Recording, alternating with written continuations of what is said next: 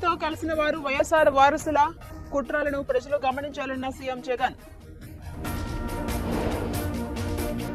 వివేకాను ఓడించిన వారితో చట్టాపట్టాలేసుకుని తిరుగుతున్నారు. అవినాష్ తప్పు లేదు కాబట్టే టికెట్ ఇచ్చానన్న జగన్. ఎన్నికల ప్రచారంలో సీఎం రేవంత్ బిజీ. ఇవాళ చేవెళ్ల కంటోన్మెంట్ నియోజకవర్గాల్లో పర్యటన.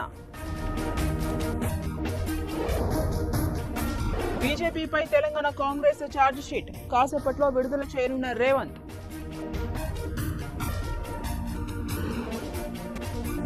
కాంగ్రెస్ పై ఛార్జ్ షీట్ వేయడానికి ప్రజలు సిద్ధంగా ఉన్నారు. కేసీఆర్ ఎన్నికలప్పుడే బయటకొస్తారన్న బండి సంజయ్. రెండో రోజు కేసీఆర్ బస్సు యాత్ర. భువనగిరిలో క్యామా మల్లేష్ కు మద్దతుగా ప్రచారం. ఇవాళతో ముగియనున్న నామినేషన్ల గడువు. తెలుగు రాష్ట్రాల్లో భారీగా దాఖలయ్యే ఛాన్స్. రేపు రెండో దశ సార్వత్రిక ఎన్నికల పోలింగ్. సిబ్బందికి ఓటింగ్ యంత్రాల పంపిణీ.